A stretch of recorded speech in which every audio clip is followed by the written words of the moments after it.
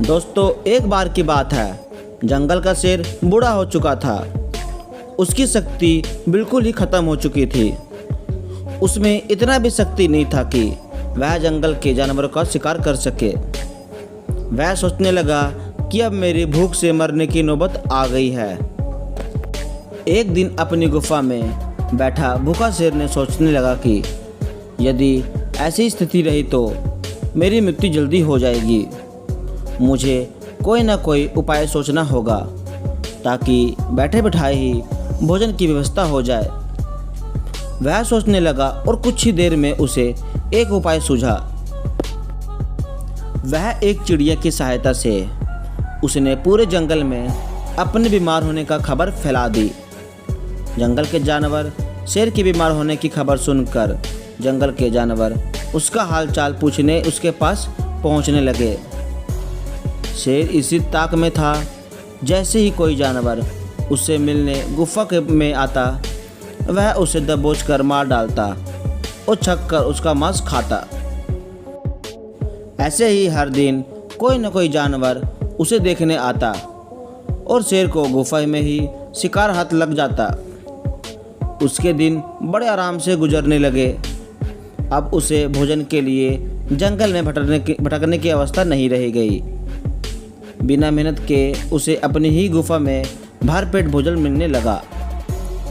कुछ ही दिनों में वह अच्छा मोटा हो गया। लेकिन एक सुबह एक लोमड़ी उसे देखने आई। लोमड़ी बहुत चालाक थी। वह गुफा के अंदर नहीं गई, बल्कि गुफा के पास खड़ी हो गई और वहीं से शेर से पूछा, महाराज, आपकी तबीयत कैसी है? क्या अब आप अच्छा महसूस कर रहे हैं?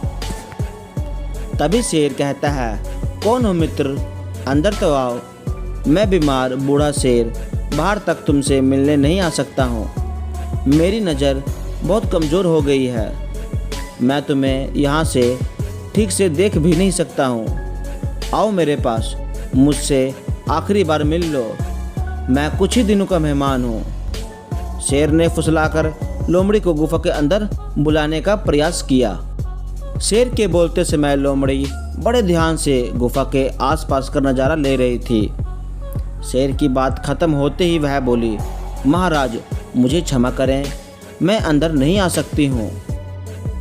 आपकी गुफा में अंदर जाते हुए जानवरों के पैर के निशान तो हैं, लेकिन बाहर आते हुए नहीं है।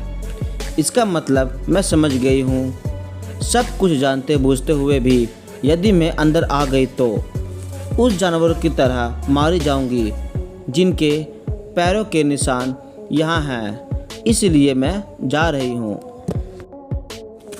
लोमड़ी ने जंगल में जाकर बूढ़े शेर की करतूत सभी जानवरों को बता दी। उसके बाद कोई भी जानवर शेर से मिलने नहीं गया। इस तरह अपनी बुद्धिमानी से लोमड़ी ने न सिर्फ अपनी जान बचाई, बल्कि जंगल के सभी जानवर को भी शेर के हाथों मरने से बचा लिया।